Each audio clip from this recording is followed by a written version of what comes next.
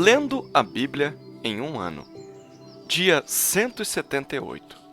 Primeira leitura. 2 Reis, capítulo 10, versículo 32, ao capítulo 12, versículo 21. Naqueles dias, o Senhor começou a diminuir os limites de Israel. O rei Hazael conquistou todo o território, desde o Jordão para o nascente do sol, toda a terra de Gileade, os Gaditas, os Rubenitas e os Manassitas, desde Aroer, que está junto ao vale de Arnon, a saber, Gileade e Bazã. Quanto aos demais atos de Jeú, e a tudo o que fez, e a todo o seu poder, não está tudo escrito no livro da história dos reis de Israel? Jeú morreu e foi sepultado em Samaria. E Jeoacás, seu filho, reinou em seu lugar. Jeú reinou sobre Israel em Samaria 28 anos. Quando Atalia, mãe de Acasias, viu que seu filho era morto, levantou-se e destruiu toda a descendência real.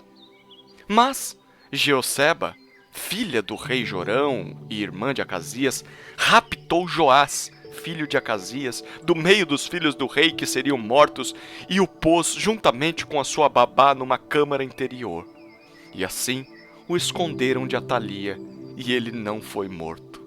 Joás esteve com ela, escondido na casa do Senhor durante 6 anos, e Atalia reinava no país.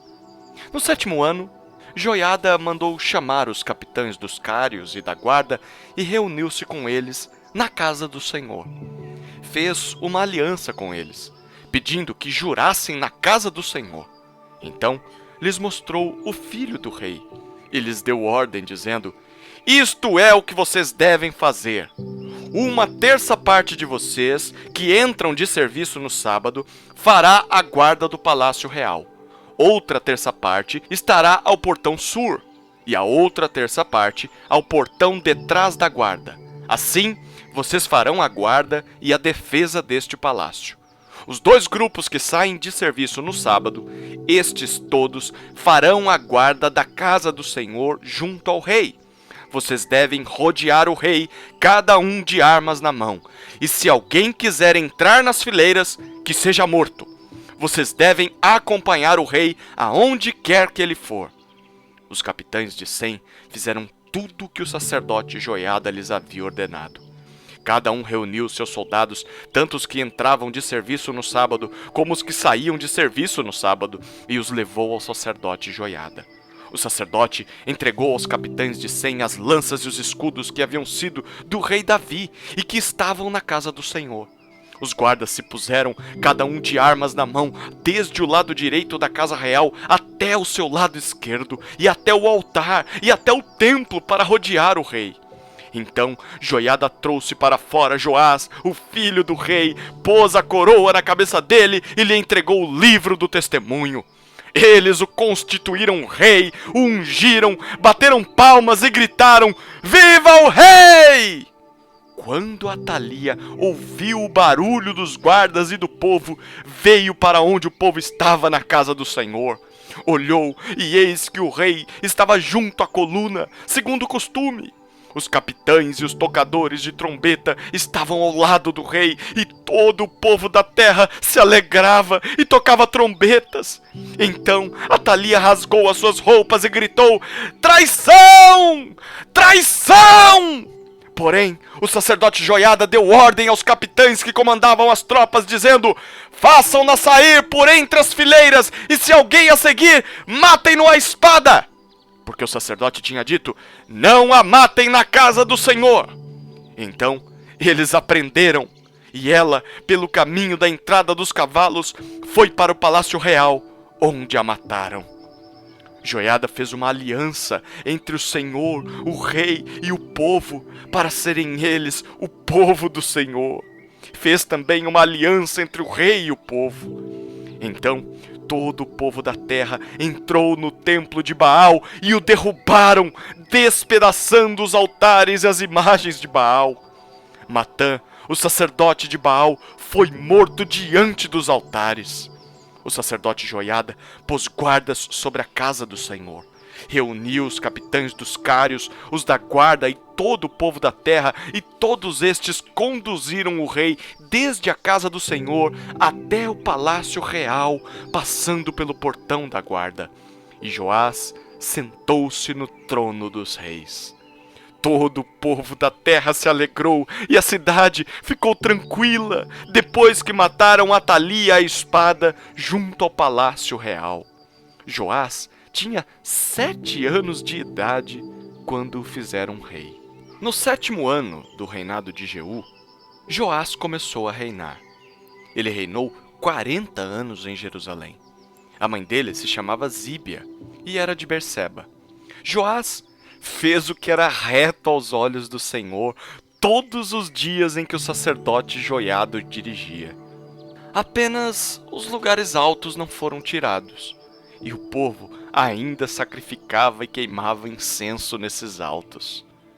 Joás disse aos sacerdotes: todo o dinheiro das coisas santas que for trazido à casa do Senhor, a saber, a taxa pessoal, o resgate de pessoas segundo a sua avaliação, e todo o dinheiro que cada um trouxer voluntariamente para a casa do Senhor, deverá ser recebido pelos sacerdotes, cada um dos seus conhecidos.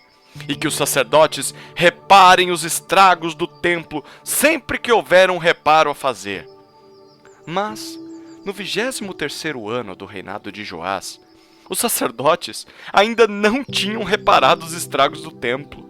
Então, o rei Joás chamou o sacerdote Joiada e os outros sacerdotes e lhes disse: por que vocês não estão reparando os estragos do templo? Agora, pois, não recebam mais dinheiro de seus conhecidos, mas entreguem-no para a reparação dos estragos do templo. Os sacerdotes concordaram em não mais receber dinheiro do povo e concordaram também que não ficariam encarregados de reparar os estragos do templo. Então, o sacerdote Joiada pegou uma caixa, fez um buraco na tampa e a pôs junto ao altar, à direita de quem entrava na casa do Senhor.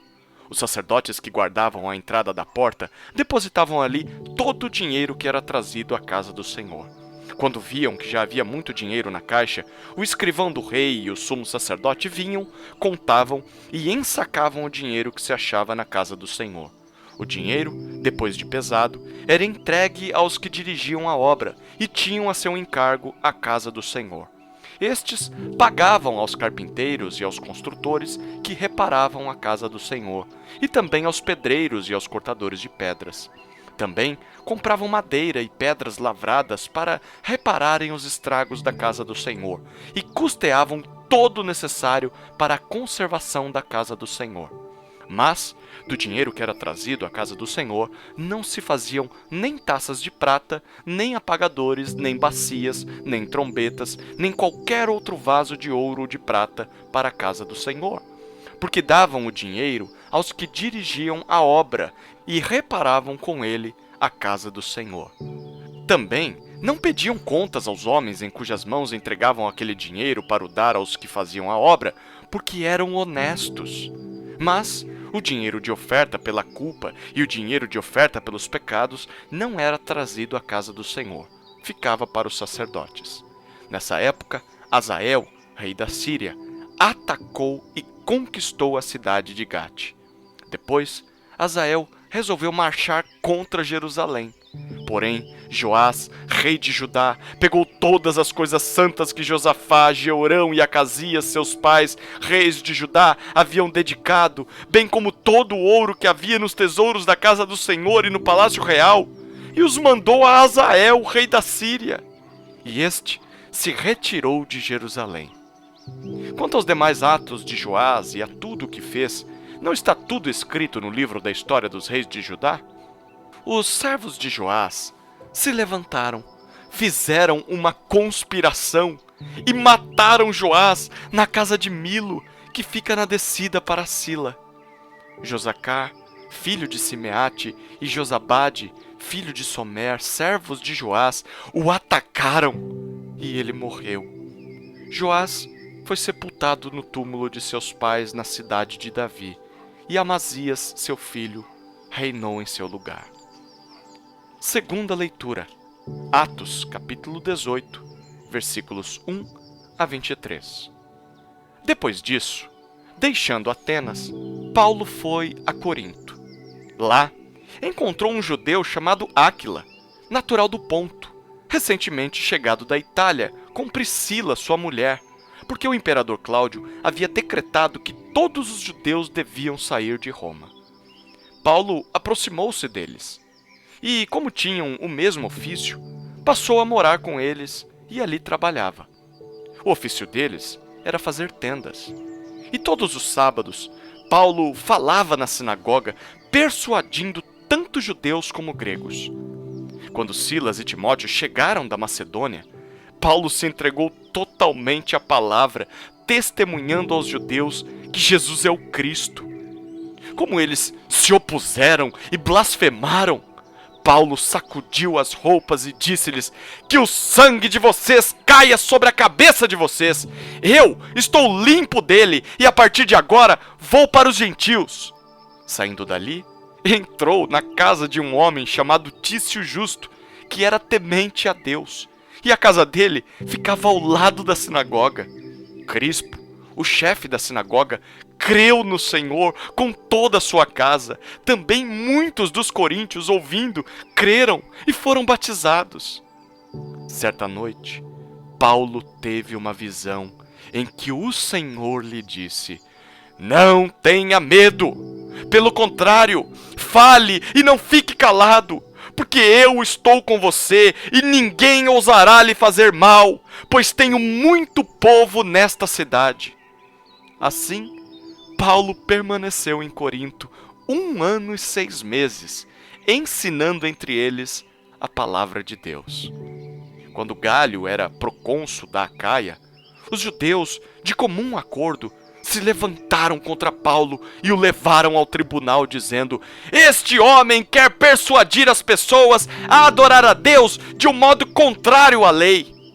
Quando Paulo ia falar, Galho disse aos judeus: se fosse de fato alguma injustiça ou crime de maior gravidade, ó judeus, eu teria motivo para acolher a queixa que vocês estão trazendo. Mas, como é uma questão de palavras, de nomes e da própria lei de vocês, resolvam isso vocês mesmos. Eu não quero ser juiz dessas coisas. E os expulsou do tribunal. Então, todos agarraram Sóstenes, o chefe da sinagoga, e começaram a espancá-lo diante do tribunal. Galho, todavia, não se incomodava com estas coisas. Paulo ficou ainda muitos dias em Corinto. Por fim, despedindo-se dos irmãos, navegou para a Síria, levando em sua companhia Priscila e Áquila. Antes de embarcar, rapou a cabeça em Cencreia, porque tinha feito um voto. Quando chegaram a Éfeso, Paulo deixou ali Priscila e Áquila. Ele, porém, entrando na sinagoga, pregava aos judeus. Pediram-lhe que ficasse mais algum tempo, mas Paulo não quis. Ao se despedir, disse: se Deus quiser, virei visitá-los outra vez. E embarcando, partiu de Éfeso. Chegando a Cesareia, foi logo para Jerusalém. E tendo saudado a igreja, seguiu para Antioquia. Havendo passado ali algum tempo, saiu, atravessando sucessivamente a região da Galácia e Frígia, fortalecendo todos os discípulos. Terceira leitura. Salmos, capítulo 145, versículos 1 a 21. Louvores de Davi. Eu te exaltarei, ó Deus meu e Rei. Bendirei o teu nome para todos sempre. Todos os dias te bendirei e louvarei o teu nome para todos sempre. Grande é o Senhor e muito digno de ser louvado. A sua grandeza é insondável. Uma geração louvará a outra geração as tuas obras e anunciará os teus poderosos feitos. Meditarei no glorioso esplendor da tua majestade e nas tuas maravilhas. Falarão do poder dos teus feitos tremendos, e eu anunciarei a tua grandeza. Divulgarão a memória da tua imensa bondade e com júbilo celebrarão a tua justiça. Bondoso e compassivo é o Senhor, tardio em irar-se e grande em misericórdia. O Senhor é bom para todos, e as suas misericórdias permeiam todas as suas obras. Todas as tuas obras te renderão graças, Senhor, e os teus santos te bendirão. Falarão da glória do teu reino e confessarão o teu poder, para que os filhos dos homens conheçam os teus feitos poderosos e a glória da majestade do teu reino. O teu reino é um reino eterno, e o teu domínio subsiste por todas as gerações. O Senhor é fiel em todas as suas palavras e santo em todas as suas obras. O Senhor sustém todos os que vacilam e levanta todos os que estão prostrados. Em ti esperam os olhos de todos, e tu, a seu tempo, lhes dás o alimento. Abres a mão e satisfazes os desejos de todos os viventes. Justo é o Senhor em todos os seus caminhos, bondoso em todas as suas obras. Perto está o Senhor de todos os que o invocam, de todos os que o invocam em verdade. Ele satisfaz o desejo dos que o temem, ouve o seu clamor e o salva. O Senhor protege todos os que o amam, porém, todos os ímpios serão exterminados. A minha boca proclamará o louvor do Senhor. Que todos os seres vivos louvem o seu santo nome para todos sempre. Quarta leitura. Provérbios, capítulo 18, versículo 1. O solitário busca o seu próprio interesse e se opõe à verdadeira sabedoria.